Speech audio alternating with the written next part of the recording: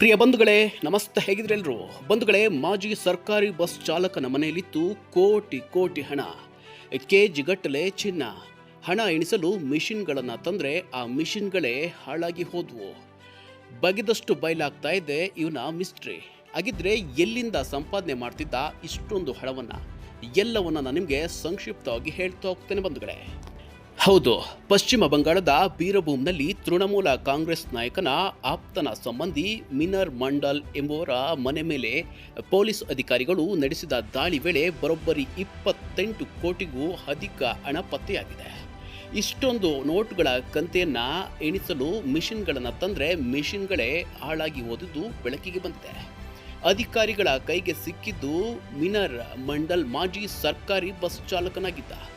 ಈ ತಿಂಗಳ ಆರಂಭದಲ್ಲಿ ಬಂಡಾಯ ಶಿಬಿರ ಸೇರಿ ಮಾಜಿ ತೃಣಮೂಲ ಕಾಂಗ್ರೆಸ್ ನಾಯಕ ಅನುಪಾತ್ರ ಮಂಡಲ್ ಅವರ ಆಪ್ತ ಹಾಗೂ ಕಲ್ಲು ವ್ಯಾಪಾರಿ ತುಳು ಮಂಡಲ್ ಅವರ ಸಂಬಂಧಿ ಈತನಾಗಿದ್ದ. ಸದ್ಯ ಅಕ್ರಮ ಹಣ ಪತ್ತೆಯಾದ ಪ್ರಕರಣದಲ್ಲಿ ಮಿನರ್ ಮಂಡಲ್ನನ್ನ ಪೊಲೀಸರು ಬಂಧಿಸಿದ್ದಾರೆ. ಬರೀ ಹಣವಲ್ಲ, ಈ ದಾಳಿಯ ವೇಳೆ ಬರೋಬ್ಬರಿ 15 ಕೆಜಿ ಚಿನ್ನವನ್ನು ವಶಪಡಿಸಿಕೊಳ್ಳಲಾಗಿದ್ದು, ಇದರ ಮಾರುಕಟ್ಟೆ ಮೌಲ್ಯ ಸುಮಾರು 21 ಕೋಟಿ ರೂಪಾಯಿಗೂ ಅಧಿಕವಾಗಿದೆ ಎಂದು ಅಂದಾಜಿಸಲಾಗಿದೆ. ಬುಧವಾರ ರಾತ್ರಿ ಆರಂಭವಾದ ಈ ಶೋಧ ಕಾರ್ಯಾಚರಣೆಯಲ್ಲಿ ಆರಂಭಿಕ ಹಂತದಲ್ಲಿ 5.5 ಕೋಟಿ ರೂಪಾಯಿಗೂ ಅಧಿಕ ನಗದು ಪತ್ತೆಯಾಗಿದ್ದು, ಬೆಳಗಾಗುವಷ್ಟರಲ್ಲಿ ಒಟ್ಟು ನಗದು ರಾಶಿ 28 ಕೋಟಿ ರೂಪಾಯಿ ದಾಟಿದೆ. ಅಲ್ಲದೆ ವಶಪಡಿಸಿಕೊಂಡ ಹಣ ಮತ್ತು ಚಿನ್ನವೆಲ್ಲವೂ ತುಳು ಮಂಡಲ್ ಹಾಗೂ ಆತನ ಅಕ್ರಮ ಸಿಂಡಿಕೇಟ್ಗೆ ಸೇರಿತೆಂದು ಮಿನರ್ ಮಂಡಲ್ ಪೊಲೀಸರ ಮುಂದೆ ಒಪ್ಪಿಕೊಂಡಿದ್ದಾರೆ.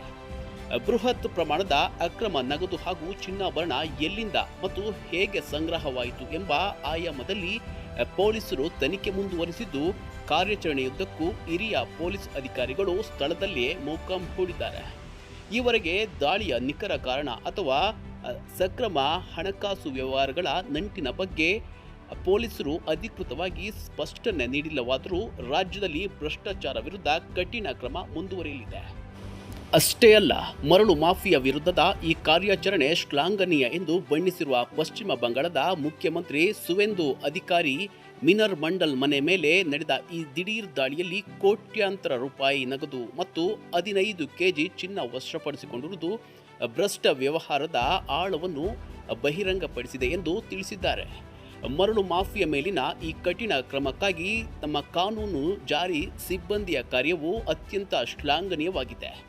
ಖಚಿತ ಮಾಹಿತಿಯ ಆಧಾರದ ಮೇಲೆ ನಿಖರವಾದ ಕಾರ್ಯಾಚರಣೆ ನಡೆಸಿರುವ ಬೀರಭೂಮ್ ಪೊಲೀಸರು ಮೊಹಮ್ಮದ್ ಬಜಾರ್ ಪೊಲೀಸ್ನ ಠಾಣಾ ವ್ಯಾಪ್ತಿಯಲ್ಲಿ ಅಕ್ರಮ ಮರಳು ಮಾಫಿಯಾ ದಂಧೆಕೋರ ತುಳು ಮಂಡಲ್ ಅಲಿಯಾಸ್ ಮೊಹಮ್ಮದ್ ನಜೀಬುದ್ದೀನ್ ಅಡಗುತಾಣದ ಮೇಲೆ ಪ್ರಮುಖ ದಾಳಿ ನಡೆಸಿದ್ದಾರೆ.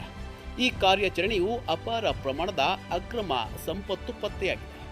ಇಲ್ಲಿಯವರೆಗೆ ವಶಪಡಿಸಿಕೊಂಡ ನಗದು 5.5 ಕೋಟಿ ರೂಪಾಯಿಗಳಾಗಿದ್ದು, ಹಣದ ಎಣಿಕೆ ಕಾರ್ಯ ಮುಂದುವರೆದಿದೆ ಹಾಗೂ 15 ಕೆಜಿ ಚಿನ್ನವನ್ನು ವಶಪಡಿಸಿಕೊಳ್ಳಲಾಗಿದೆ ಎಂದು ಮುಖ್ಯಮಂತ್ರಿ ಸುವೇಂದು ಅಧಿಕಾರಿ ಎಕ್ಸ್ನಲ್ಲಿ ಪೋಸ್ಟ್ ಮಾಡಿದ್ದಾರೆ. ಮುಂದುವರಿದು ಮಾತನಾಡಿದ ಅವರು, ಭ್ರಷ್ಟಾಚಾರ ವಿರುದ್ಧ ಪಶ್ಚಿಮ ಬಂಗಾಳ ಸರ್ಕಾರ ನಡೆಸುತ್ತಿರುವಂತಹ ಅಭಿಯಾನ ಭ್ರಷ್ಟಾಚಾರದ ವಿರುದ್ಧ ಶೂನ್ಯ ಸಹಿಷ್ಣುತೆ ನೀತಿಯನ್ನ ಮಾರ್ಗದರ್ಶಿ ತತ್ವದೊಂದಿಗೆ ಮುಂದುವರಿಸುತ್ತದೆ ಎಂದು ಸಾರ್ವಜನಿಕ ಸಂಪನ್ಮೂಲಗಳನ್ನು ಶೋಷಿಸಿ ಮತ್ತು ಅಂದಿನ ಆಡಳಿತಾರೂಢ ರಾಜಕೀಯ ಪಕ್ಷದೊಂದಿಗೆ ಕೈಜೋಡಿಸಿ ಸಂಪತ್ತು ಸಂಗ್ರಹಿಸಿದ ಕಳಂಕಿತ ಹಿನ್ನೆಲೆಯುಳ್ಳ ಯಾವುದೇ ವ್ಯಕ್ತಿಯನ್ನು ಬಿಡುವುದಿಲ್ಲ ಎಂದು ಸಾರ್ವಜನಿಕ ಸಂಪತ್ತು ಜನರಿಗೆ ಸೇರಿದೆ ಮತ್ತು ಅದರ ಲೂಟಿ ಮಾಡುವವರು ಕಾನೂನಿನ ಸಂಪೂರ್ಣ ಶಿಕ್ಷೆಯನ್ನು ಎದುರಿಸಬೇಕಾಗುತ್ತದೆ ಎಂದು ಸ್ಪಷ್ಟವಾಗಿ ಹೇಳಿದ್ದಾರೆ.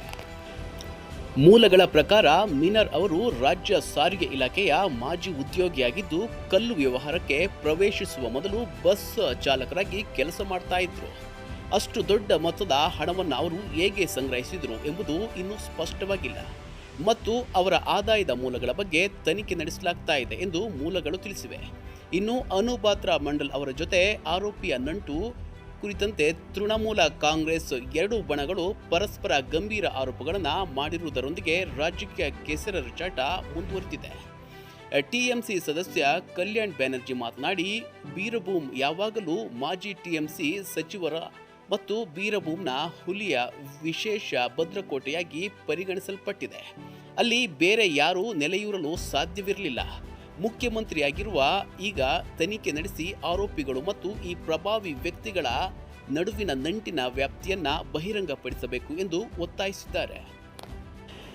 ಇವೆಲ್ಲ ಒಂದು ಕಡೆಯಾದರೆ ಮತ್ತೊಂದು ಕಡೆ ರಿತಾಬ್ರತ್ ಬಣದೊಂದಿಗೆ ಗುರುತಿಸಿಕೊಂಡಿರುವ ಟಿಎಂಸಿ ಶಾಸಕ ಪ್ರಸೂನ್ ಬ್ಯಾನರ್ಜಿ ಮತ್ತೊಂದು ಬಣದತ್ತ ಬೆರಳು ಮಾಡಿ ತೋರಿಸಿದ್ದು, ಮಾಹಿತಿಯ ಆಧಾರದ ಮೇಲೆ ಇಷ್ಟು ದೊಡ್ಡ ಪ್ರಮಾಣದ ಹಣವನ್ನು ವಶಪಡಿಸಿಕೊಂಡಿರುವುದಕ್ಕೆ ಪೊಲೀಸರಿಗೆ ಕ್ರೆಡಿಟ್ ನೀಡಬೇಕು ಎಂದು ಹೇಳಿದ್ದಾರೆ. ಇದು ಯಾರಿಗೆ ಸೇರಿದ ಹಣ ಮತ್ತು ಇದರಲ್ಲಿ ಯಾರೆಲ್ಲ ಭಾಗಿಯಾಗಿದ್ದರು ಎಂಬುದರ ಬಗ್ಗೆಯೂ ಪೊಲೀಸರು ತನಿಖೆ ನಡೆಸಬೇಕು ಎಂದು ಒತ್ತಾಯಿಸಿದ್ದಾರೆ. 2024ರಲ್ಲಿ ಬೀರಭೂಮ್ನ ಸೂರಿ ಎಂಬಲ್ಲಿ ತುಳು ಮಂಡಲ್ ತಮ್ಮ ಮಗಳ ಮದುವೆಯನ್ನು ಅತ್ಯಂತ ಅದ್ದೂರಿಯಾಗಿ ಆಯೋಜಿಸಿದ್ದು, ಈ ಕಾರ್ಯಕ್ರಮಕ್ಕೆ ಬಂಗಾಳಿ ಹಾಗೂ ಬಾಲಿವುಡ್ ನಟರು ಆಹ್ವಾನಿಸಲಾಗಿತ್ತು.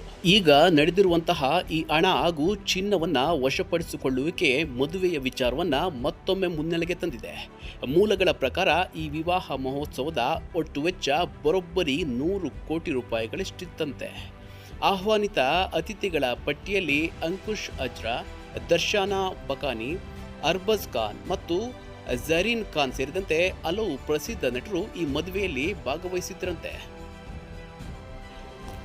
ಅದೇನೇ ಇರಲಿ ಬಂಧುಗಳೇ, ಒಬ್ಬ ಸರ್ಕಾರಿ ಬಸ್ ಡ್ರೈವರ್ ಇಷ್ಟೊಂದು ಪ್ರಮಾಣದಲ್ಲಿ ಹಣವನ್ನು ಸಂಗ್ರಹಿಸುವುದು ಎಷ್ಟರ ಮಟ್ಟಿಗೆ ಸರಿ ಹೇಳಿ? ಯಾವ ಮೂಲದಿಂದ ಹಣ ಸಂಗ್ರಹಣೆಯಾಗಿದೆ ಎಲ್ಲವನ್ನ ಕೂಲಂಕುಷವಾಗಿ ಪರಿಶೀಲನೆ ನಡೆಸಿ ತಪ್ಪಿತಸ್ಥರಿಗೆ ಶಿಕ್ಷೆ ನೀಡಬೇಕಾಗಿದೆ.